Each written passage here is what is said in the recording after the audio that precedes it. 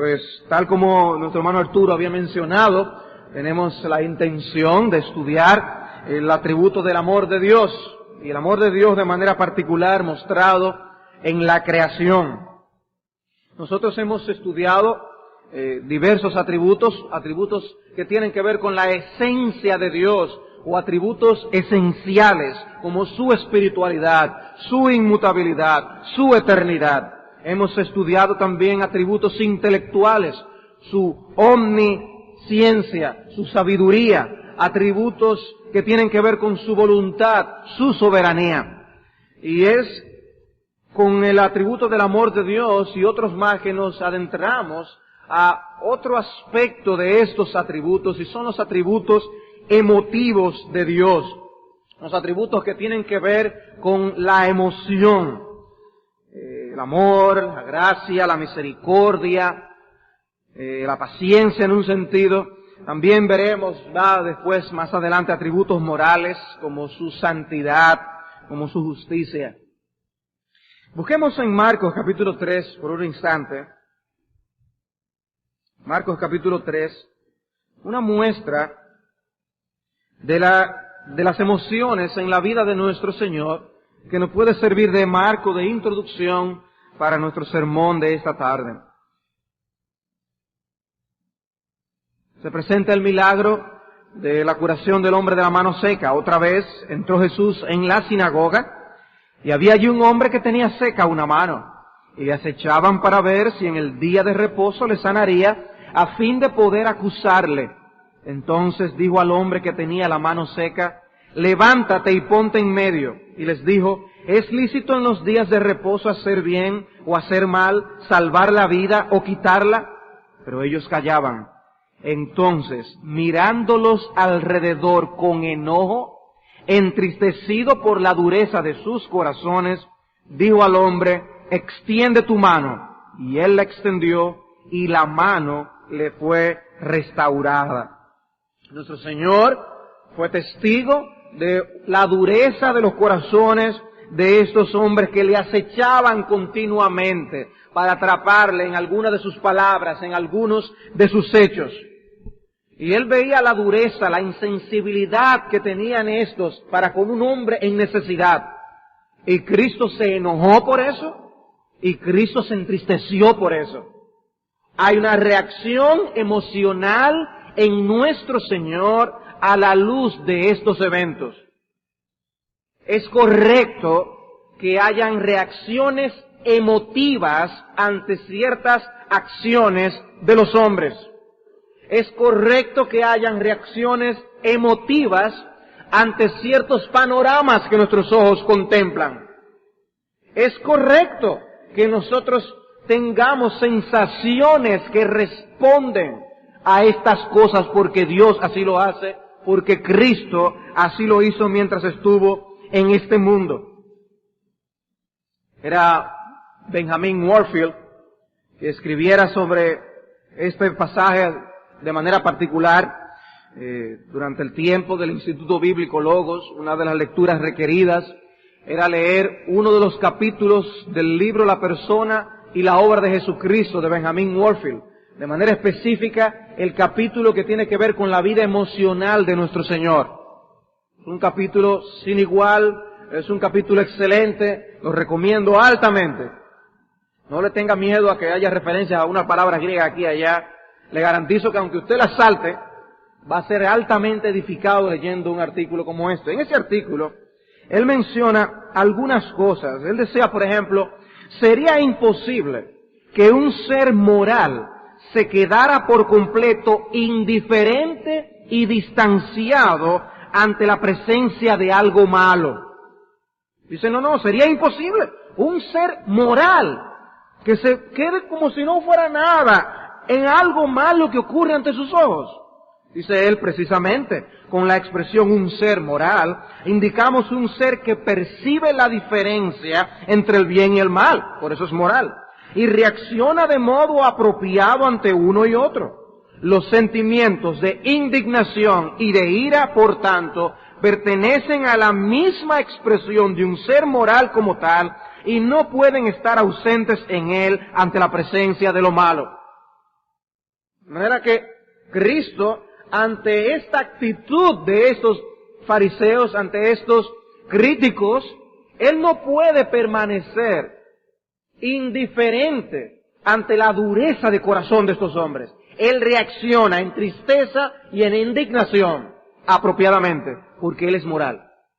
Sigue Él diciendo, la insensibilidad que mostraron los judíos hacia el sufrimiento humano a causa de su tendencia a anteponer la integridad del ritual a los sentimientos de humanidad, llenó a Jesús de airada indignación. Cristo se llenó de airada indignación. El texto es fuerte en la descripción que hace. Mirándolos alrededor con enojo, entristecido por la dureza de sus corazones. Y salta la pregunta, ¿cómo reaccionamos nosotros ante situaciones semejantes? Y esto nos introduce en el tema de las emociones en Dios. Y lo primero que yo quiero hacer es tomar la primera parte del sermón a estudiar, decir algo con respecto a las emociones en Dios. La emotividad de Dios. Dios tiene emociones. Dios tiene reacciones. Dios es sensible. Dios experimenta sensaciones puras, reguladas por principio, controladas por su mente y la ley que Él mismo ha dado. Pero Él siente afectos. Y esos afectos, tales como los que en un sentido nosotros sentimos. Y los que nosotros sentimos son un reflejo de lo que Dios es, porque estamos hechos a la imagen de Dios. En nosotros claramente con el pecado. Y hay razones que levantan emociones que son equivocadas. Por eso nosotros, como enfatizaré al final, debemos tener el esfuerzo de imitar a Dios en sus emociones. De imitar a Dios en sus emociones. Y estas emociones las podemos mencionar por parejas, y serían más fáciles de comprender o de relacionar. Por ejemplo, Dios en las Escrituras es presentado como un Dios de amor. Es un Dios que ama, y es un Dios que siente amor. Siente amor. Es un Dios también que aborrece. Abundan versículos hablando de cosas que Dios aborrece. También nosotros encontramos otra pareja. Así como está amor y aborrecimiento, también encontramos gozo y dolor. Expresiones de gozo, expresiones de dolor en las Escrituras para referirse a nuestro Dios. Gozo y dolor. También placer e ira. Algunas cosas que le dan placer y por lo tanto puede deleitarse en ellas, y por otro lado cosas que Él le indignan y se enoja. Cosas que presentan las Escrituras. Hay otro par de experiencias sensitivas en nosotros que no se aplica de la misma manera en Dios. Y es el par, la paz y el temor. La paz y el temor. Y digo no se aplican en Dios de esta manera porque nosotros encontramos textos que hablan de la paz de Dios. Completa satisfacción y tranquilidad en sí mismo. Nada que le perturbe y le inquiete. Pero no vemos nada en Dios que le cause temor. El temor es de nosotros, no de Dios. Dios no tiene ninguna razón por la cual temer. Dios no tiene miedo de nada. Esa es una emoción en el hombre. Una emoción en el hombre. De manera que Dios tiene emociones. Dios tiene afectos. Él reacciona en sensibilidad. Él es sensible. Él siente las sensaciones, valga la redundancia, de una manera pura, de una manera regulada, en base a sus mismos principios. Todas estas manifestaciones sin ningún pecado. Sin ningún pecado. Él reacciona en su interacción con la humanidad, con la creación que Él ha hecho. Él reacciona en emoción. Las personas y las cosas dejan una impresión sobre Él. Los eventos cuando ocurren le estimulan, le mueven a una acción. Dios vive no una vida de apatía, Dios tiene una vida de preocupación e interés por todo lo que ocurre a su alrededor. Dios no es indiferente. Dios se adentra en la vida de su creación. Algunas personas correctamente o incorrectamente estudian el tema de las emociones y lo relacionan únicamente al aspecto psicosomático en el hombre. Es algo que tiene que ver tanto con su alma como con su cuerpo. Y es cierto, nosotros manifestamos las emociones que sentimos con nuestras almas, se manifiestan claramente en nuestro cuerpo. Una persona con temor tiembla, y él tiembla con su cuerpo, no tiembla con su alma, y cosas semejantes. Pero en Dios no es así, porque Dios no tiene cuerpo, Dios es solamente espíritu. Y eso es una diferencia entre Dios y nosotros en el aspecto de las emociones. Entonces estas emociones específicas que Dios manifiesta son estas que nosotros mencionamos. Amor, aborrecimiento, gozo, dolor, placer, ira y paz son cosas que las Escrituras muestran que Dios experimenta en sus emociones. Él no cambia por el hecho de sentir estas cosas. Que Él experimente sensaciones y tenga afectos no significa que Dios es mutable. No, Él es inmutable. Pero Él es consecuente con aquellas cosas que le dan placer. Es consecuente con aquellas cosas que le dan tristeza. Siempre es el mismo en ese sentido, pero sus reacciones son individuales. Por eso Él se goza con un pecador que se arrepiente. Él reacciona cuando hay un pecador que se arrepiente. Hay gozo en el cielo. Dios se goza con eso. O sea, no es que Él sintió un gozo general. No, es un gozo particular. Cada vez que un alma de las que Él escogió de antes de la fundación del mundo, no es una sorpresa para Él, pero cada vez que un alma se arrepiente, Él se goza. Él se goza. Eso es de Dios. Es parte de su carácter y por eso al estudiar los atributos de Dios, nosotros consideramos este aspecto. ¿Cuáles versículos podemos brindar para ver estas emociones en Dios? Vamos a ver algunos de ellos. Génesis capítulo 6, versículo 6. Génesis 6, 6.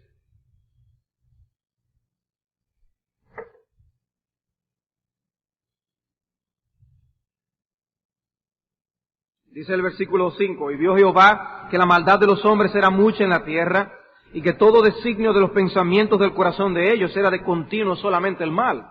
Dios reacciona a esto, y dice el versículo 6, y se arrepintió Jehová de haber hecho hombre en la tierra, y le dolió en su corazón.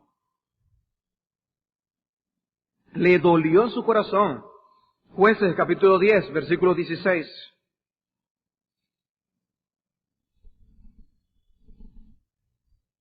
Jueces 10, 16.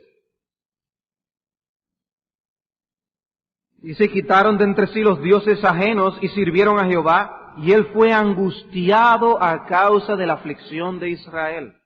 Dios experimentando angustia, es tristeza. Isaías 1:14.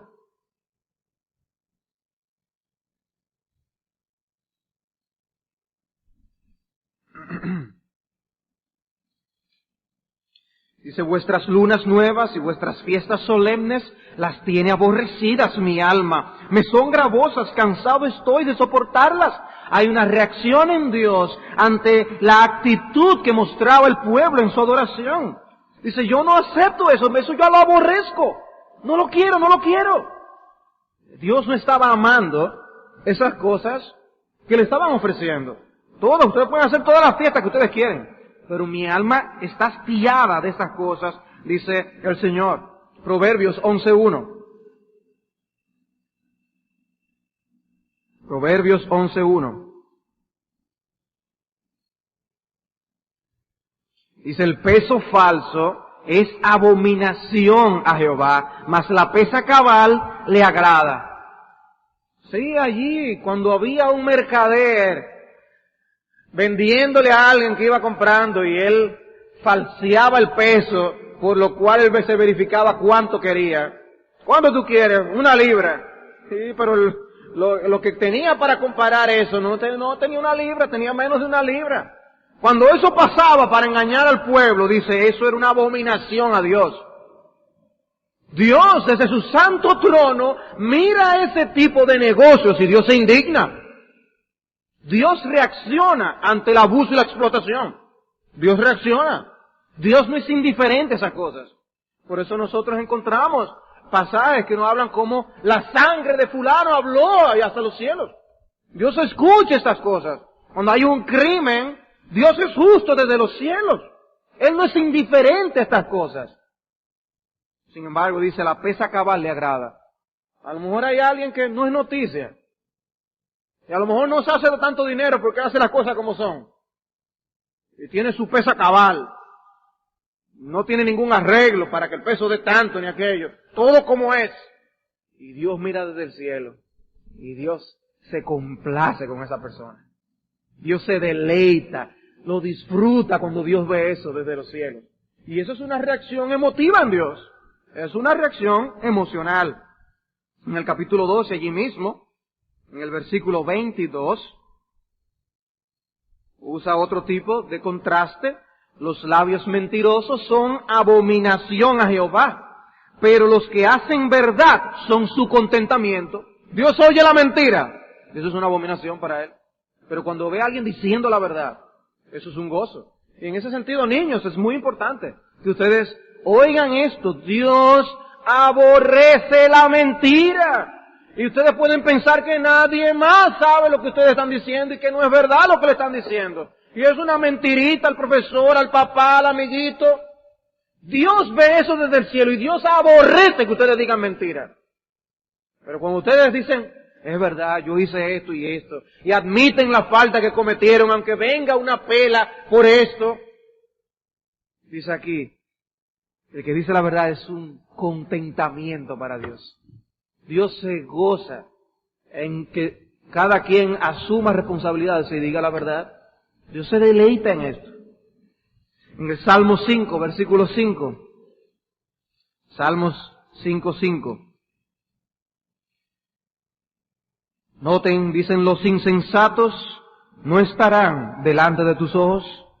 Aborreces a todos los que hacen iniquidad.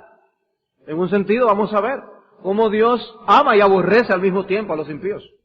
Ama y aborrece. La Biblia habla de las dos cosas. Hay un sentido en el que Dios no se complace. No es un deleite el impío para Dios. Pues hermanos, estos son una pequeña lista de cómo las Escrituras nos muestran la vida emotiva de nuestro Dios, cómo Dios tiene emociones en su carácter y en sus atributos. Y esto ha sido recogido de alguna manera por teólogos que hablan de estas cosas. Y como una muestra, esas citas que yo les daba de Benjamin Warfield. Pero él, en uno de sus sermones acerca de Juan 3:16, él tiene un sermón que habla del amor inconmensurable de Dios. Allí Warfield denuncia la falsa doctrina o la falsa enseñanza que tenían los filósofos de que Dios es alguien inmovible, Dios no se puede mover, el que no se mueve. Ciertamente Él es la causa inmovible en el sentido de que nada externamente puede crear a Dios en un sentido, de que Él es soberano y no es por el impulso de nada lo que Él hace. Pero eso negaría, si Dios es un Dios inconmovible, que no se mueve, negaría también la enseñanza clara de las Escrituras de que Él reacciona ante los eventos de los hombres, ante las cosas que hay en el mundo. Dios tiene reacciones emotivas y eso no elimina de su grandeza, de su majestad, de su inmutabilidad. En nada. Dios es un ser moral que distingue el bien y el mal y disfruta el bien y aborrece el mal. Dios es un ser moral. Bien, una de estas emociones, de su emoción, despliegue de sus emociones es el amor. El amor. Y mencionamos el amor, y quizás en la mente de algunos de ustedes inmediatamente dirá, pero pastor, ¿no hemos dicho anteriormente, no hemos oído que el amor no es una emoción? ¿El amor es una actitud o que el amor es una acción? Sí. Y entonces, ¿por qué también dice que es una emoción? Porque también lo es. La Biblia presenta diferentes connotaciones del amor. Diferentes connotaciones del amor. Hay una sensación de deleite que también es evidencia de un amor. Cuando un enamorado le dice a la enamorada, yo te amo, eso no es, yo quiero comprometerme contigo a hacerte bien durante toda mi vida y yo voy a ser responsable delante de ti. ¿Eso es lo que quiere decir? No. Hay una emoción envuelta. Me deleita estar contigo, me gusta hablar contigo, en tu presencia es un gozo. Yo quiero estar contigo. Hay deleite también en la descripción bíblica de lo que es el amor. Ahora sí, hay una connotación de acción, hay una connotación de actitud. Cuando Dios habla de que debemos amar a nuestros enemigos, Dios no nos está mandando a deleitarnos en nuestros enemigos. No es eso lo que nos está mandando, sino a tomar acciones de bondad. En ese sentido es que decimos que el amor quiere el bien del otro. Y le hacemos bien, sea ese alguien que me agrada o que no me agrada. Debemos hacer bien. Y Dios es un ejemplo en eso, en su amor. Dios es un ejemplo para nosotros en ese aspecto. Hay un aspecto de unión voluntaria con el objeto amado. Unión voluntaria con el objeto amado, con el amor. Dice la Escritura en Mateo capítulo 6 que ninguno puede amar a dos señores. O sea, hay el siervo de alguna manera se une a un señor y se compromete con él. Hay un compromiso voluntario. Hay una atadura voluntaria. Yo decido amar en ese sentido. No a este que yo voy a amar y no al otro. Un compromiso. Pero esa relación también puede ser de deleite, como es en el caso entonces de marido y mujer. En el caso de Amnón y Tamar, que se narra en el segundo libro de Samuel, nosotros encontramos allí a una persona que puramente se limitó al aspecto emotivo y del placer del asunto. Fue sin principios, un amor sin principios. Eso no debe ser así. Debe ser regulado por principios, de manera que puede ser un amor que no sea guiado por la mente y por la razón. Y eso está fuera de lugar. El amor de Dios siempre es una expresión correcta, una manifestación correcta, sea en el aspecto emotivo, sea en el aspecto de compromiso en hacer bien. Dios es un ejemplo para nosotros en todo aspecto de lo que es amar. Y nosotros debemos amar a Dios, dice la Escritura. Debemos amar a Dios. Cuando le cantábamos a Dios, ¿cuánto te amo? ¿Cuánto te amo? Dios quiere que le amemos. Y Dios quiere que le amemos, que voluntariamente nos comprometamos con Él. Ninguno puede servir a dos señores. Que Él sea nuestro Dios y nuestro único Dios, pero que también nos deleitemos en Él. Eso quiere Dios. Ese tipo de amor lo quiere Él. Que sintamos emociones por Dios, pero que a la vez haya un compromiso en nosotros querer agradar a Dios. Todas estas cosas involucradas, un corazón con todas sus fuerzas, con toda tu alma, en amar a Dios. Dios nos manda a amar al prójimo. Amar al prójimo. Y esto puede ser un prójimo que a lo mejor nosotros nunca habíamos tenido relación con él. Y en algún momento dado tenemos que dar una muestra de amor en actitud, en acción. Un ejemplo, orar por un misionero que está en la India, en Pakistán. Cuando tú intercedes delante del trono de Dios por esa persona, no necesariamente porque tú amas emocionalmente a esa persona. Tú amas emocionalmente la obra de Dios y tú quieres que allá prospere. Pero tú quieres amar haciendo bien por ese hombre y por el pueblo de esa nación. Y tú oras por eso. Tú manifiestas tu amor orando por esa persona. Pero estás amando a tu prójimo. Pero puede ser también un prójimo que esté más cerca de ti. Y tú tengas relación con ese prójimo. Estás involucrado con ese prójimo. No solo hay un compromiso de hacer bien, también hay una sensibilidad emotiva, un deleite en tú hacerle bien a esas personas.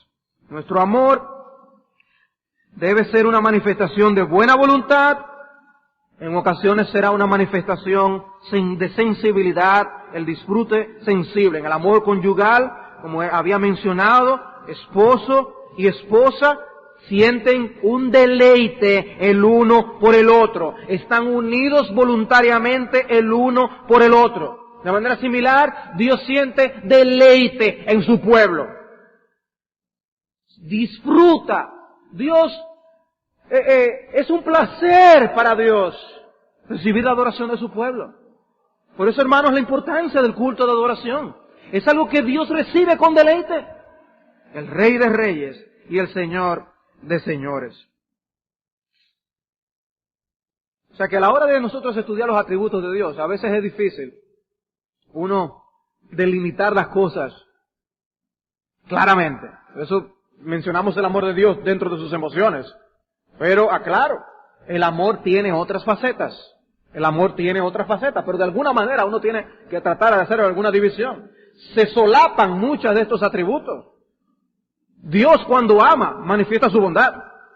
Estudiaremos la bondad de Dios, pero es imposible para nosotros estudiar el amor de Dios sin mencionar aspectos de su bondad, aspectos de su misericordia. Porque es que su misericordia su amor es un amor misericordioso. Su amor es un amor bondadoso. Se solapan estos atributos. Y a la hora de estudiarlo y hacer la clasificación, no podemos encerrarlo todo. Su bondad es una manifestación de ese amor en hacer bien, no importa quién sea el otro. Por eso Dios hace bien aún a sus enemigos, aún a aquellos que están en contra suya. Eso es su bondad. Pero también Dios tiene un amor sensible, de deleite, donde se siente satisfacción en su creación, siente satisfacción en su pueblo, siente satisfacción cuando ve la justicia, la pesa cabal. Eso es parte también del amor de Dios. Por eso no será una clasificación del todo nítida siempre, cuando digamos, no, ahora solamente estamos considerando el amor, nada de acerca de la bondad. No, estamos incluyendo aspectos de la bondad de Dios. Y encontraremos versículos que al mencionar el amor de Dios hacia la creación, de manera específica mencionan su bondad, mencionan su fidelidad, mencionan su misericordia, porque todo está interrelacionado. Entonces, veamos de manera particular algo acerca del amor de Dios. Mostrar realmente en qué cosas Dios siente este amor. Obviamente, lo primero que debemos decir es que Dios siente amor de deleite por la persona de su Hijo Jesucristo. De amor de deleite en la persona de su Hijo Jesucristo. Salmo 22, versículo 8. Salmos 22, versículo 8.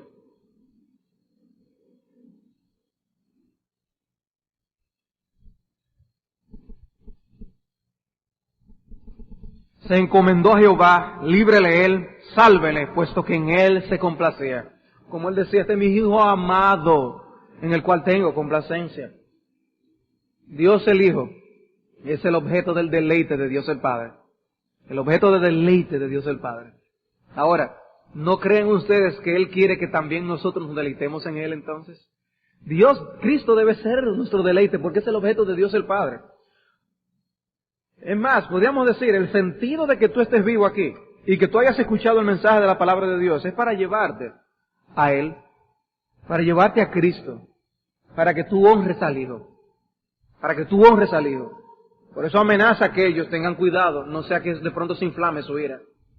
Los que no quieran honrar al Hijo, tengan cuidado, no sea que se inflame de pronto su ira. Tú estás aquí para honrar a Dios, a honrar a Cristo, para amar a Cristo.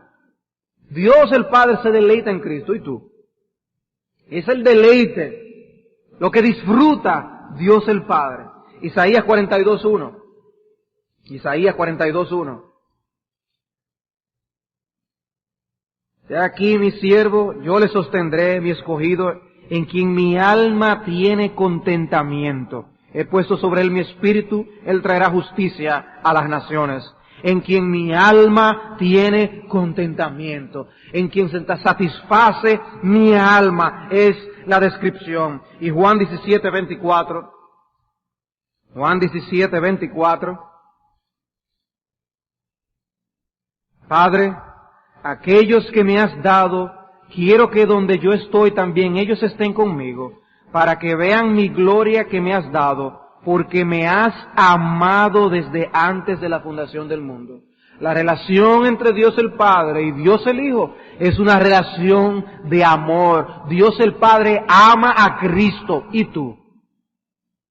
El Ser Supremo del universo se deleita en Cristo y tú. Joven, el Ser Supremo del universo, lo que tú nunca jamás llegarás a ser, se deleita en Cristo. ¿Y tú? tú vas a ser tentado por el diablo a deleitarte en 20,000 cosas distintas que no satisfacen. Dios te invita a que tú tengas deleite en aquel que puede verdaderamente llenar el alma, Jesucristo. Él es la satisfacción de nuestras almas. Cualquier otra cosa dejará el alma sedienta. Si Cristo satisface a Dios el Padre, es porque Cristo satisface. Solo Cristo satisface mi transido corazón, ¿no es lo que dice el himno? Solo Cristo, solo Cristo. El deleite de Dios es nuestro deleite. Pero Dios reacciona en emoción. Los padres aquí saben de lo que estoy hablando. Cuando nosotros vemos a nuestros hijos hacer, decir ciertas cosas, habrán cosas que no serán graciosas para otros, que vean a nuestros hijos hacer algo. Pero cómo los padres sí lo disfrutan. Para nosotros sí nos llena de satisfacción. Nosotros lo gozamos, lo celebramos. Dios el Padre se deleita en su Hijo.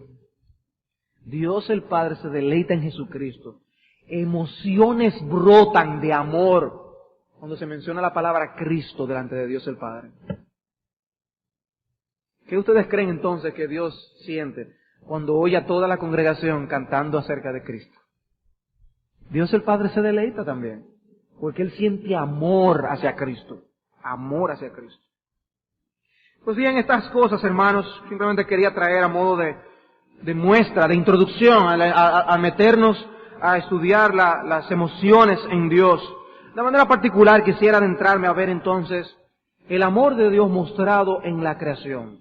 El amor de Dios mostrado en la creación. No puedo estudiar todos los aspectos del amor de Dios, pero me gustaría estudiar el aspecto del amor de Dios en la creación y más adelante ver el aspecto de Dios, el amor de Dios en la salvación. Pero el amor de Dios en la creación, y de aquí estoy sacando material de un libro de Mark Futato llamado La creación, un testigo de la maravilla de Dios.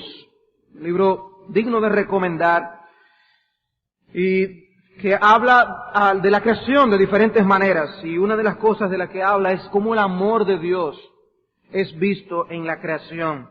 Dios no cuida la creación, dice Mark Futato, simplemente como un sentido del deber de sostener lo que Él ha creado. La Biblia presenta a Dios como alguien que cuida la creación porque la ama. Cuida la creación porque la ama. Dios ama lo que Él hizo. Dios siente deleite en lo que Él hizo. Vayamos a Génesis capítulo 1. Génesis capítulo 1.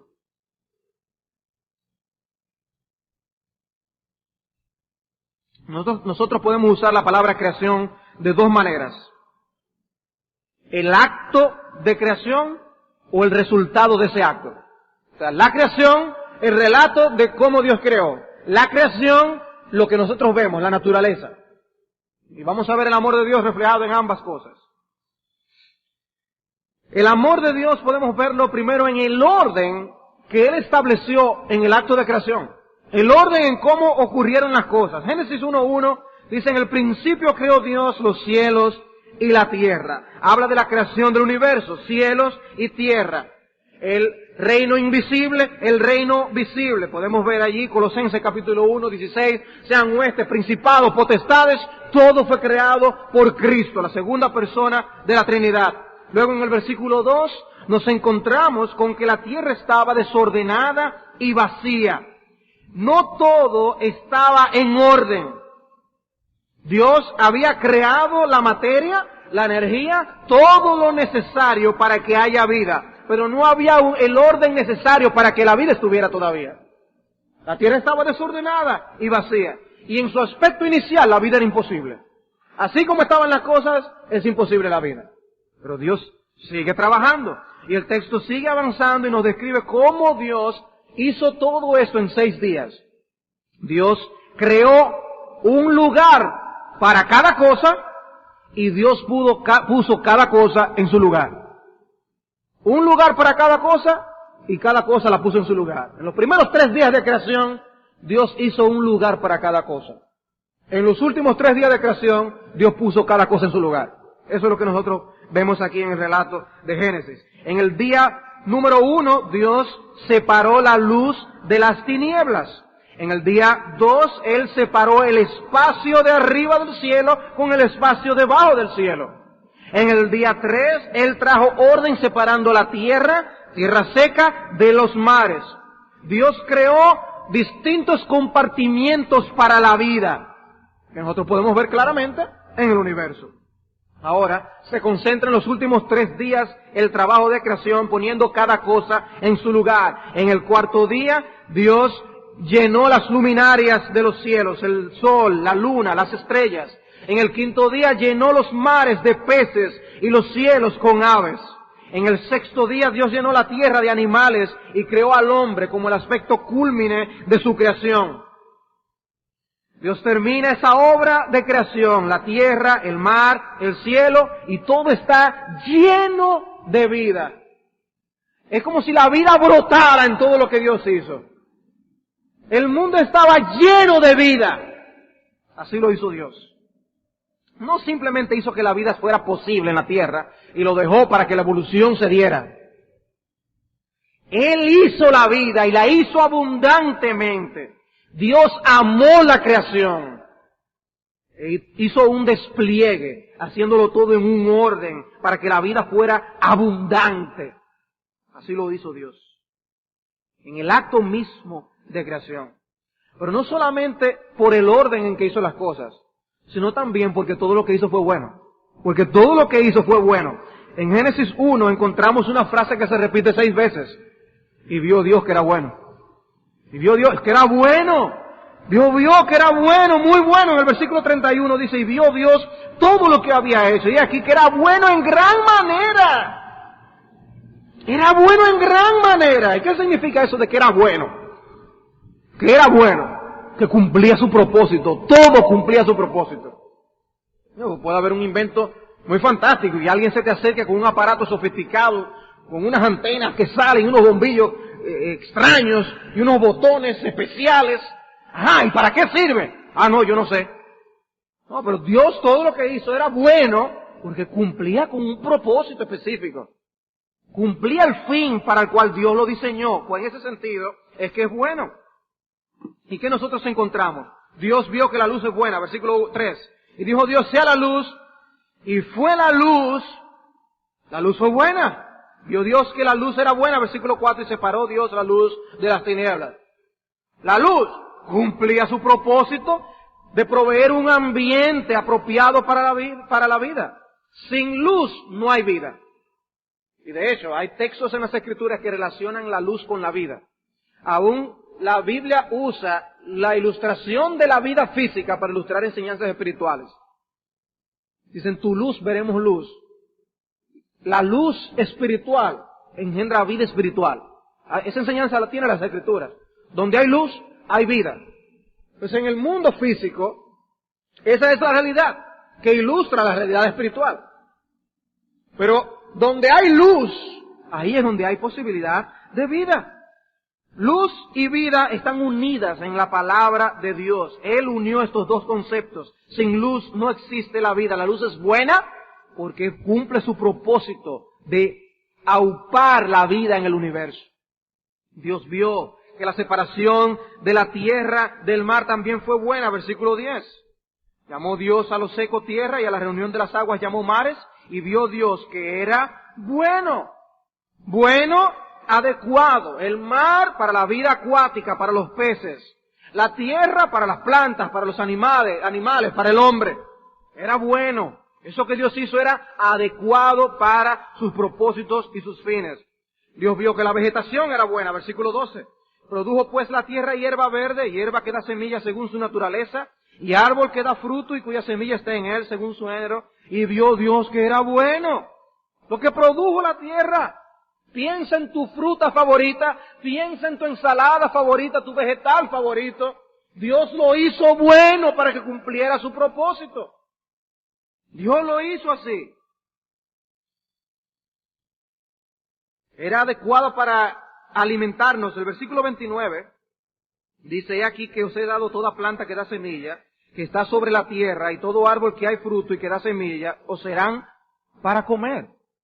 Para comer. Todas las plantas. Si nos limitamos a la semilla de por sí, en sí misma, ¿te gusta la semilla de cajuil? Eso lo hizo Dios. Eso lo hizo Dios. Así, ese sabor que te gusta, lo hizo Dios. Porque Dios pudo haber hecho que todas las semillas tuvieran el mismo sabor. No, pero la semilla de girasol sabe diferente. Y el maní sabe diferente. La semilla de Brasil sabe diferente. La almendra sabe diferente. ¡Qué variedad! ¡Qué variedad! Póngase a pensar en eso. La próxima vez que usted se está comiendo una fruta, un vegetal, una semilla, ¿de dónde sale eso? Bueno, Dios lo hizo. Ahora, Dios hizo de tal manera que eso sembrado en la tierra, extrae una semillita así, las ponen en la tierra, y se da una mata grandísima, con unas frutas grandísimas. ¿Y de dónde salió eso? De la tierra. De la tierra. De esos minerales que hay ahí en la tierra, de ahí fue sacando y agua, con esos minerales y todo eso se va mezclando. Eso sí, en las medidas exactas, en las concentraciones adecuadas para que se den esas frutas y esos vegetales y esas semillas. ¿Por qué? Por el amor de Dios. Por el amor de Dios. Porque Dios es bueno. Dios lo hizo, dice ahí, para que coman. Coman. Disfrútenlo. Bueno, esa semilla no me gusta tanto la nuez, ¿no? No, pues si no te gusta la nuez, puedes comer almendra, puedes comer maní, puedes comer semilla de cajuil, puedes comer girasol. ¿Qué es lo que tú quieres? Una variedad enorme. Nadie se puede quedar sin comer. No me gusta nada. ¡Nadie! ¿Qué gama hizo Dios? Por amor, con sabor, con amor, con color agradable. Por amor, Dios lo hizo así.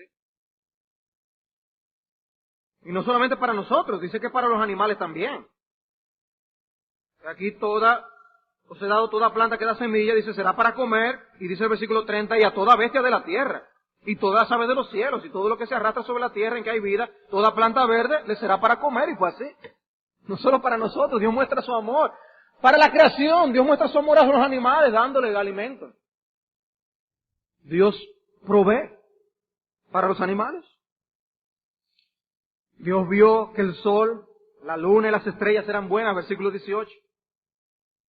Y para señorear en el día y en la noche y para separar la luz de las tinieblas. Y vio Dios que era bueno para dividir el tiempo, para marcar las estaciones, los días, los meses, los años, para proveer la luz en el día y luz en la noche. Dios lo hace bueno. Versículo 21, Dios hizo los peces y las aves que eran buenas, y creó Dios los grandes monstruos marinos, y todo ser viviente que se mueve, que las aguas produjeron según su género, y toda ave alada según su especie, y vio Dios que era bueno, justo, adecuado para que los peces estuvieran en el agua nadando, y las aves estuvieran volando en el cielo. Todo adecuado. Dios vio que los animales en la tierra eran buenos, versículo 25. Y hizo Dios los animales de la tierra según su género, y ganado según su género, y todo animal que se arrastra sobre la tierra según su especie, y vio Dios que era bueno.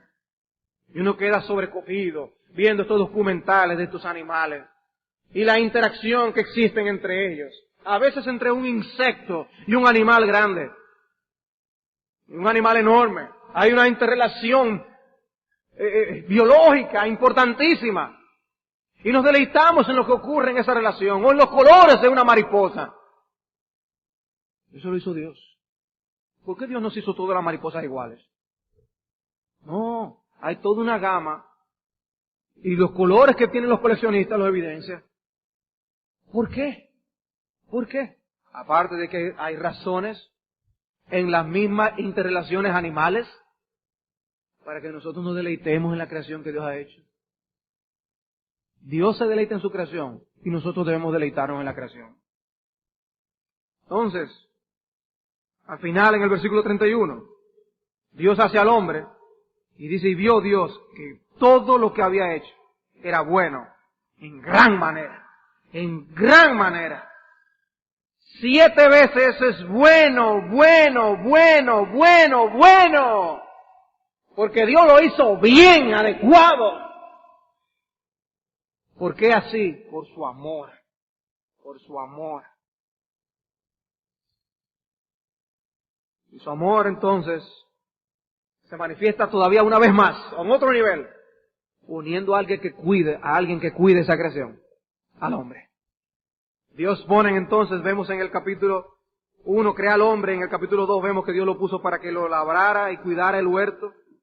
En 2:15 tomó pues Jehová Dios al hombre y lo puso en el huerto de Edén para que lo labrara y lo guardase. Algunas veces Dios manifiesta su amor directamente en la creación, algunas veces indirectamente a través de nosotros, a través del hombre que cuida de la creación. Y Dios manifiesta su atributo de amor a través de hombres y mujeres. Pero ¿qué vemos? Que el acto de creación manifiesta, da testimonio del amor de Dios. Da testimonio del amor de Dios. Dios ama su creación. Dios ama su creación. Dios hizo todo esto. Y cuando dice que fue bueno en gran manera, es que Dios reaccionó a su creación emocionalmente. Y Dios disfrutó eso que él hizo. Dios vio, un artista está pintando su cuadro, un compositor escribiendo su pieza, el fotógrafo viendo el ambiente adecuado para tirar su fotografía. Cuando ve el resultado, ¡qué bueno! Pues Dios hizo la creación. Y Dios dice, ¡qué bueno! ¡Qué bueno! ¡Qué bien lo que hice! Y Dios reacciona. Ahora, satisface a Dios. ¿Te satisface a ti? Una pregunta. ¿Cuándo fue la última vez que tú le diste gracias a Dios por el sol?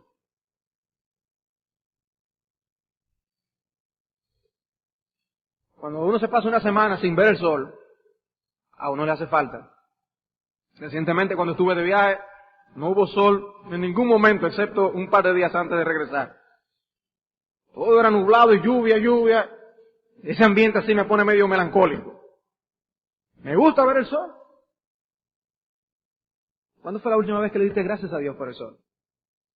Por el agua. Por un bello atardecer. Qué bueno es cuando amanece, que uno oye los pajarillos cantando. ¡Qué sonido! ¡Qué sonido! Hay algunos que suenan como chicharras, algunos insectos, que perturban nuestro sueño a medianoche. Pero qué bueno es cuando es un pajarillo con ese trinar. ¡Qué hermoso! Tú le das gracias a Dios por eso, te deleitas en estas cosas. O la vida está pasando tan rápido delante de tus ojos que tú no aprecias aquellas cosas en las que Dios se deleita. Dios se deleita en esas cosas. Dios tiene tiempo para contemplar esas cosas y disfrutarlas. Nosotros debemos tener tiempo para hacerlo. Las Escrituras están llenas de expresiones de los hijos de Dios contemplando su creación y dándole gracias a Dios. O esas descripciones que nosotros vemos en el libro de Job, en los Salmos, están allí simplemente porque había 2 o 3 que eran miembros de alguna asociación o sociedad de National Geographic en aquellos días. Era eso que les gustan eso, y internarse en alguna selva. No. Es que nosotros debemos apreciar la creación que Dios ha hecho. Y amarlo. Dios ama su creación. Pero no solamente Dios muestra su amor en el acto de creación. Dios manifiesta su amor en la creación en sí. En la creación en sí.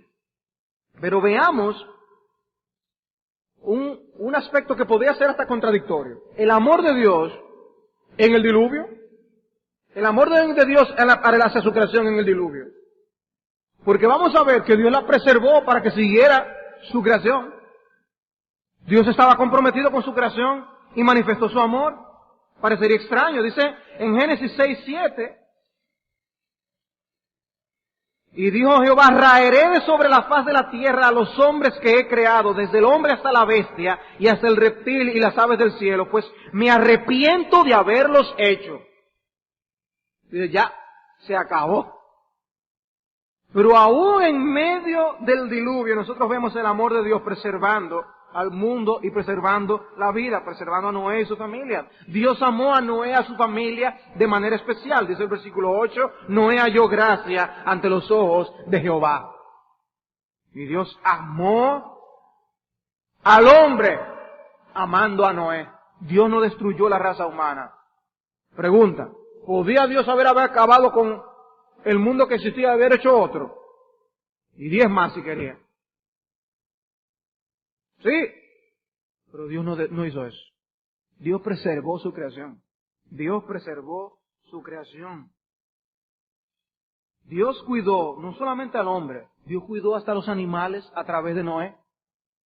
Dios amó hasta los animales a través de Noé. Indirectamente a través de Noé. En el versículo 19 del capítulo 6, dice, de todo lo que vive, de toda carne, 2 de cada especie meterás en el arca, para que tengan vida contigo. Macho y hembra serán.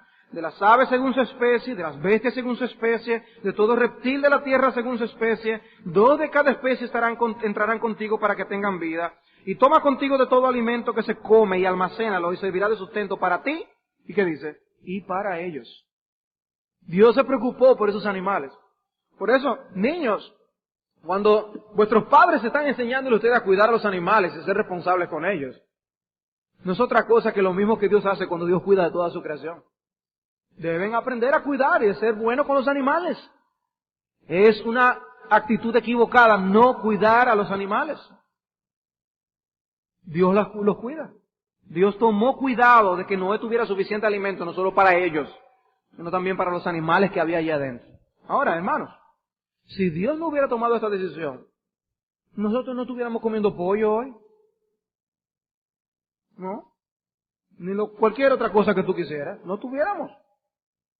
Dios hizo previsión en este aspecto.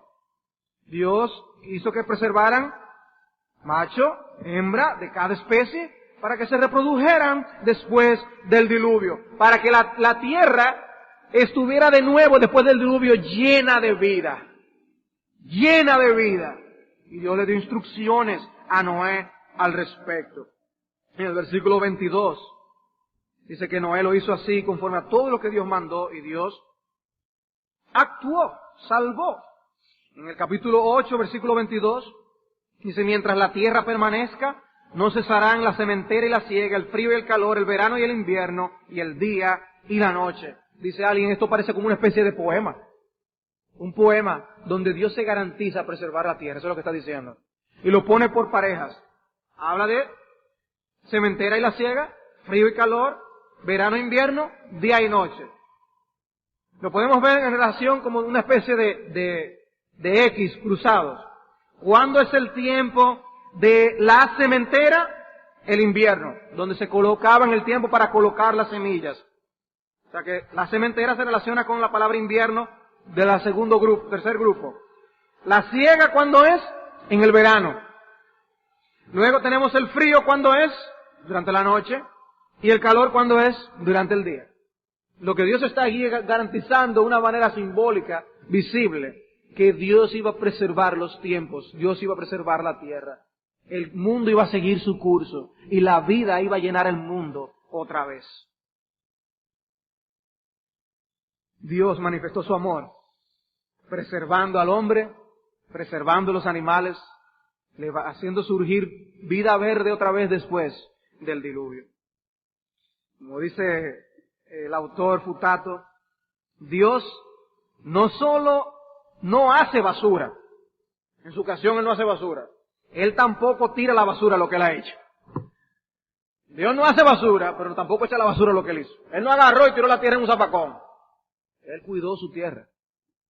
La preservó aún después, en medio del diluvio. Pero nosotros podemos ver el amor de Dios en su creación, aún ahora mismo. Aún ahora mismo. Él sostiene todo lo que Él ha hecho. Tenemos allí el texto en Hebreos 3.1, Colosenses 1.17. Cristo sostiene su universo. Sostiene su universo. También Él provee para todo lo que Él ha hecho. Dios provee el sol, como yo les decía. Dios provee la lluvia. Dice la Escritura en Mateo capítulo 5, versículos 44 y 45, que Dios ama aún a sus enemigos. ¿Y qué les hace? Les envía sol y les envía lluvia. Les envía sol y les envía lluvia. El Salmo 147, versículos 8 y 9, dice que Él cubre el cielo con las nubes. Él envía la tierra que baña la grama y que la vemos por las colinas descender y alimenta el ganado. Dios hace eso. Dios provee para las necesidades. Dios provee de comida para cada una de sus criaturas. Y de manera específica nosotros vemos cómo Cristo menciona a las aves, que Dios las alimenta. Dios alimenta a las aves. Ahora, ellos tienen capacidad para volar, tienen vista para ver los gusanos, tienen un pico adecuado para cogerlo, y son rápidos para ir y buscan su comida. Pero dice la Biblia que es Dios que se lo da. Sí, están hechos con todas las habilidades para conseguir los gusanos, pero Dios es el que se lo da. Dios, dice la Escritura, es que se lo da. ¿Por qué? Porque Dios es un Dios personal que tiene que ver con el mundo que Él hizo. Dios se mete en su creación y Él sabe todo lo que pasa aquí. Y Él está interesado. Nosotros no somos deístas. No decimos que Dios hizo esto, le dio cuerda como un reloj y lo dejó. No, Dios está metido aquí y a cada ave sabe cuál es su comida. Es un Dios cercano. Y Dios llenó el mundo con vida. Vida en abundancia. Dice que la Escritura en Hechos 17:28, que en Dios vivimos, nos movemos y somos. Respiramos y estamos vivos aquí hoy porque Dios nos dio la vida. Eso es muestra de su amor. Dios no estaba obligado a eso. Su amor. A modo de aplicación, hermanos, solo dos cosas. En primer lugar, aprendemos algo del hecho de que Dios tiene emociones. Aprendemos algo del hecho de que Dios tiene emociones. Dios debe ser nuestro modelo acerca del empleo de nuestras emociones. Debemos deleitarnos en lo que Él se deleita. Deberíamos entristecernos por lo que Él se entristece. Dice la Escritura en Efesios 4:30, no contristéis al Espíritu Santo. El Espíritu se entristece con algunas de nuestras conductas, con algunas actitudes. La Escritura nos pide que no contristemos al Espíritu, debemos esforzarnos en no dar ocasión de tristeza a nuestro Señor. ¿Cómo podemos hacer eso? Haciendo lo que a Él le agrada. Preguntándonos siempre si lo que yo voy a hacer es de su agrado. Debe importarme qué piensa Dios de lo que yo hago, de lo que yo digo, de lo que yo pienso. Teniendo pendiente aquello que le es motivo de dolor para evitarlo. Debemos indignarnos con aquellas cosas por las que Dios se indigna. Ser sensibles a aquellas cosas ante las que Él es sensible. Debemos ser así, hermanos. Aprendemos también que no podemos ser manejados y controlados por las emociones. Dios nos emociona tanto y tanto que olvida todo lo que Él ha dicho en su palabra. No. Actúa siempre con justicia. Vemos a Dios en pleno control de ellas por principios.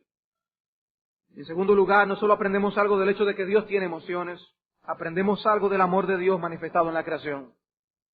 Aprendemos que Dios ama su creación, que nosotros también debemos amarla. Nosotros esperamos el cielo, pero nosotros no esperamos el cielo de tal manera que descuidamos este mundo.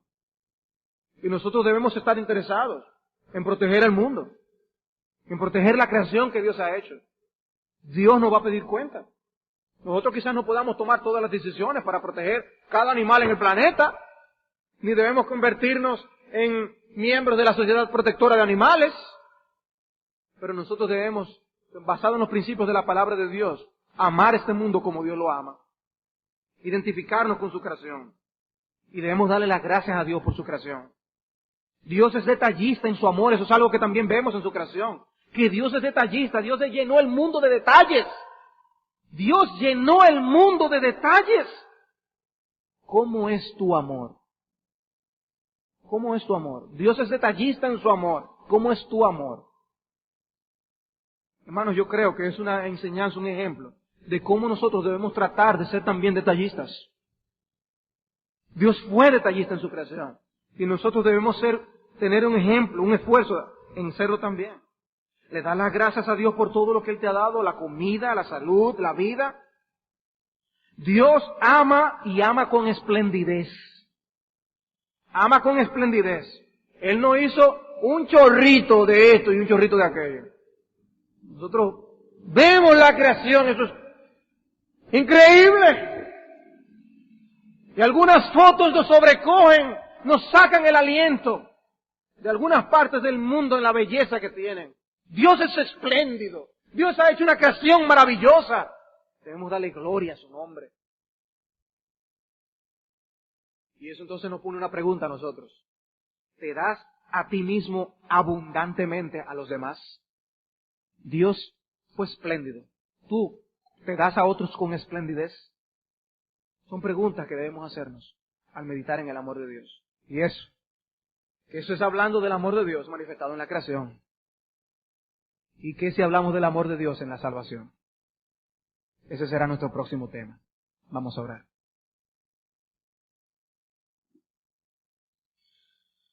Señor y Padre nuestro, ciertamente tú eres un Dios de amor. Y nosotros te alabamos, te bendecimos. Cuántas cosas nos has dado. He aquí que cuando nos vemos en miseria, como si nosotros careciéramos de algo, solo tenemos que pensar en la majestuosidad de este mundo que tú nos has dado. Cada una de las bendiciones que disfrutamos, cómo pecamos nosotros en pasar por alto toda esa lluvia de bendiciones que tú nos das. Te alabamos, te glorificamos y vemos en ti un ejemplo de amor, que te pedimos que envíes de tu Espíritu Santo porciones de gracia que nos ayuden a imitarte en tu amor. Danos amor, aumenta nuestro amor, para que podamos amar al mundo, podamos amar al hombre, al prójimo, podamos amar aún a nuestros enemigos, podamos amar a nuestros hermanos, podamos experimentar algo del amor que tú tienes para con nosotros. Gracias, Señor, por tu amor. En Cristo Jesús. Amén.